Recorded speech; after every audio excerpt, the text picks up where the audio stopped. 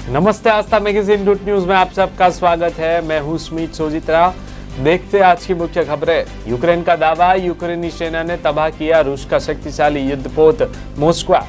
रूस और यूक्रेन के बीच चल रहा युद्ध के बीच रूस को एक बड़ा झटका लगा है। काला सागर में उसके एक युद्धपोत मोस्क्वा में आग लग गई, जिसके बाद वो पानी में डूब गया।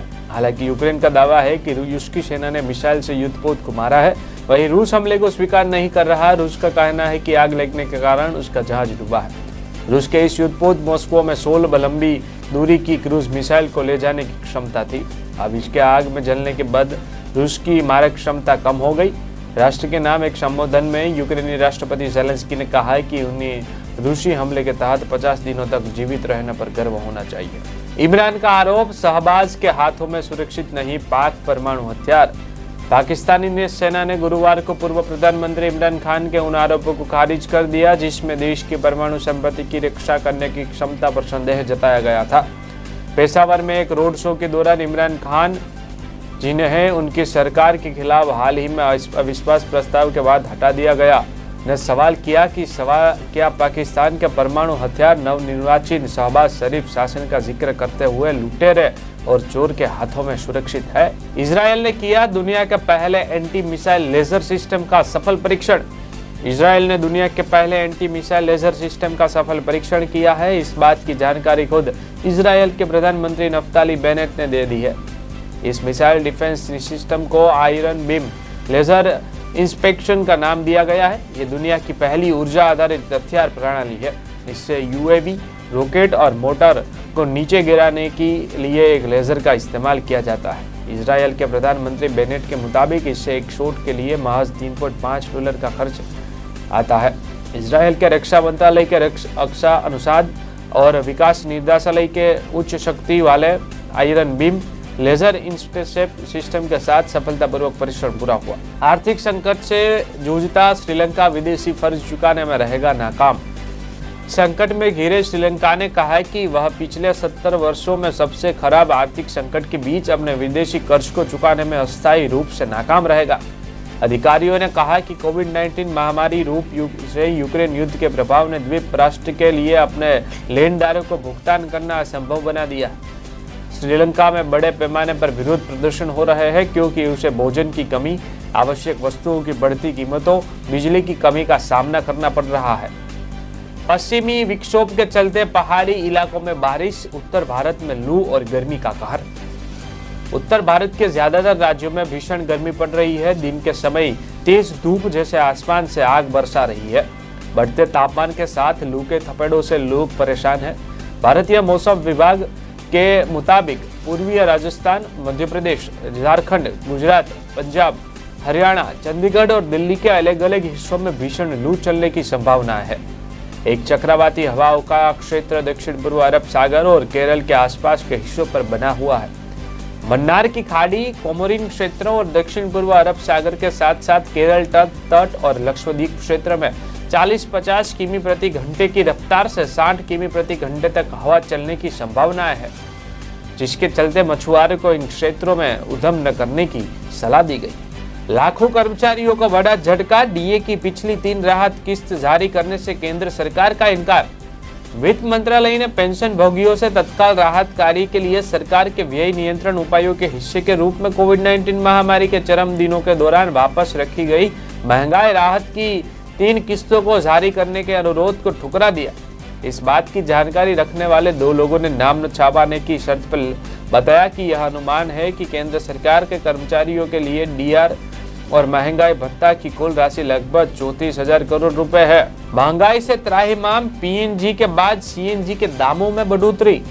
पीएनजी के बाद अब सीएनजी की कीमतों में बढ़ोतरी की अपडेट मिल रही है। इंद्रप्रस्थ गैस लिमिटेड से मिल रही नई अपडेट के मुताबिक अब देश के विभिन्न शहरों में सीएनजी के दामों को बढ़ाया गया है। इससे पहले पाइपलाइन गैस की कीमतों में इजाफा 14 अप्रैल मिडनाइट को किया था। वहीं अब गुरुवार 14 अप्रैल 2022 को सुबह सीएनजी के दामों में बढ़ने का झटका मिला है। ताज़ा अपडेट के मुताबिक इंद्रप्रस्थ गैस लिमिटेड ने राजधानी दिल्ली में सीएनजी की कीमत 2.5 रुपए प्रति किलोग्राम बढ़ाकर 71.61 रुपए प्रति किलोग्राम कर दी। नींबू की कीमत से सभी हुए बेहाल, क्या मौसम की पड़ी मार। सामान्य तौर पर नींबू का इस्तेमाल 12 मासी होता है, लेकिन गर्मी में इसकी खपत बढ़ जाती है। अगर बात इस सीजन की करें तो सब्जी मंडियों में या खुदरा बाजार में नींबू उपलब्ध तो है, लेकिन लोग खरीदने से बच रहे हैं। अब सवाल यह है कि आखिर उसके पीछे वजह क्या है। तो जनाब, जिस नींबू को ग्राहक 10 रुपए में 3 पीस या 4 पीस खरीदते थे, वही नींबू 10 या 15 रुपए में सिर्फ एक मिल रहा है।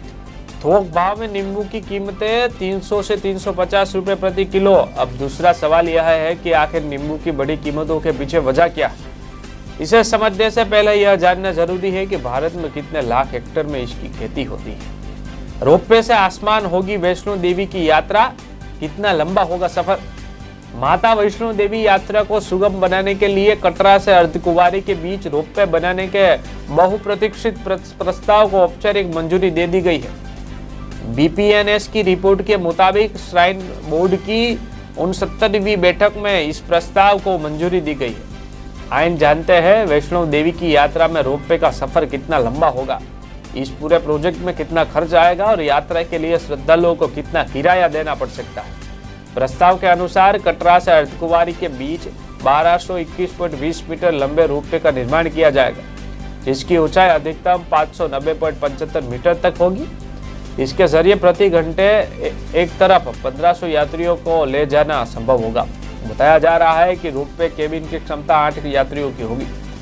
राजकोट कांग्रेस के दिग्गज नेता इंद्रनील राज्यगुरु और वसराम सागठिया कांग्रेस छोड़ आम आदमी पार्टी में हुए शामिल। गुजरात में सौराष्ट्र के दिग्गज नेता माने जाने वाले कांग्रेस के पूर्व विधायक इंद्रनील राज्यगुरु और राजकोट नगर निगम के पूर्व नेता वसराम भाई सागठिया ने आज कांग्रेस के इस्तीफा दे दिया और आम आदमी पार्टी में शामिल हो गए।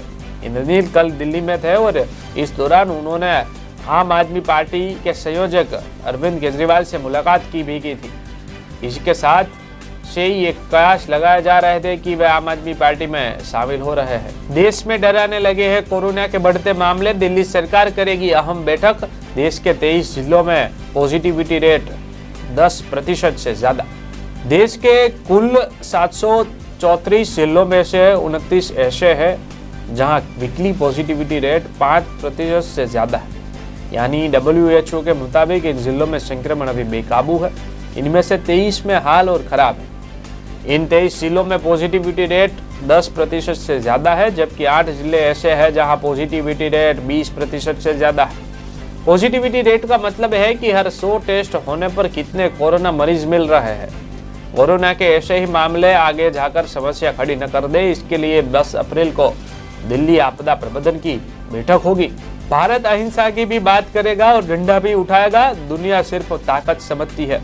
मोहन भागवत। राष्ट्रीय स्वयंसेवक संघ प्रमुख मोहन भागवत के अनुसार भारत अहिंसा की बात करेगा लेकिन डंडा भी उठाएगा, क्योंकि दुनिया केवल शक्ति को समझती है। हरिद्वार में बुधवार को संतों की एक सभा को संबोधित करते हुए भागवत ने यह भी कहा कि स्वामी विवेकानंद और महर्षि अरबिंदो के सपनों का भारत केवल 10 या 15 वर्षों में साकार होगा।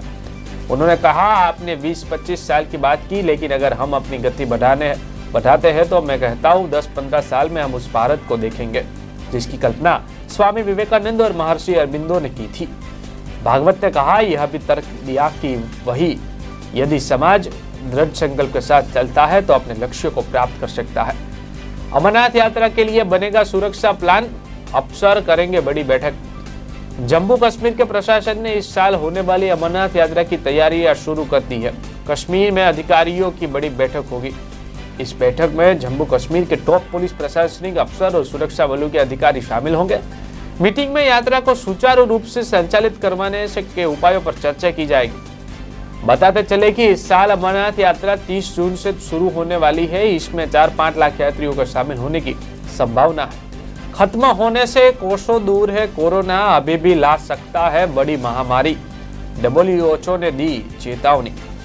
विश्व स्वास्थ्य संगठन ने कहा कि कोविड-19 एक स्थानिक बीमारी बनने से बहुत दूर है और अभी भी यह दुनिया भर में बड़ी महामारी पैदा कर सकता है। WHO के आपात निदेशक माइकल रयान ने कहा कि यह सूचना भी गलत होगा कि अगर कोविड-19 थम जाए और स्थानिक हो जाए तो इसका मतलब समस्या का अंत हो गया।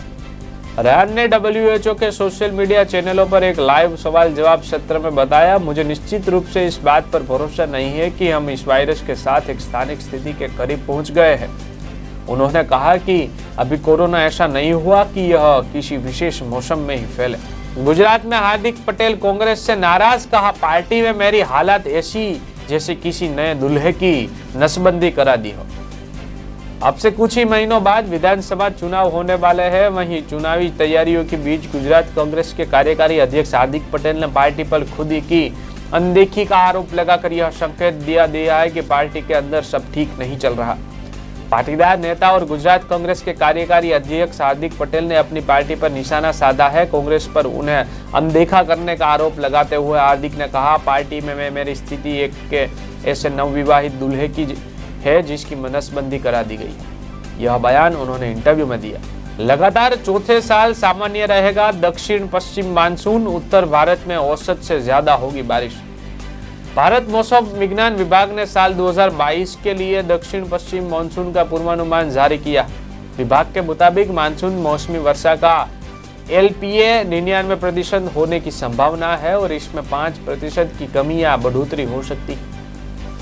अनुमान यह भी है कि देश भर में मानसून एक जैसा रह सकता है। भारत के उत्तरी भागों और इससे सटे मध्य भारत के कई हिस्सों, हिमालय की तलहटी और उत्तर पश्चिम भारत के कुछ हिस्सों में सामान्य से अधिक बारिश की संभावना है। पूर्वोत्तर भारत के कई क्षेत्रों, उत्तर पश्चिमी भारत के कुछ क्षेत्रों और दक्षिणी हिस्सों में सामान्य से कम बारिश की संभावना बताई गई। आम आदमी का हाल बुरा, महंगाई में जोरदार उछाल। देश में खुदरा महंगाई दर में लगातार बढ़ोतरी हो रही है। पिछले 16 महीने में उच्च स्तर पर खुदरा महंगाई पहुंच गई है।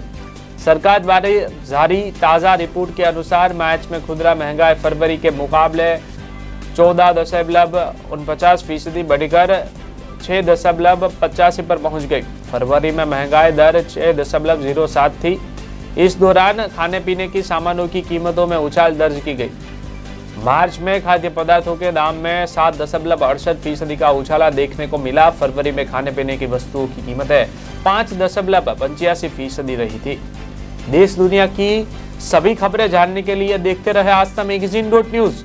धन्यवाद।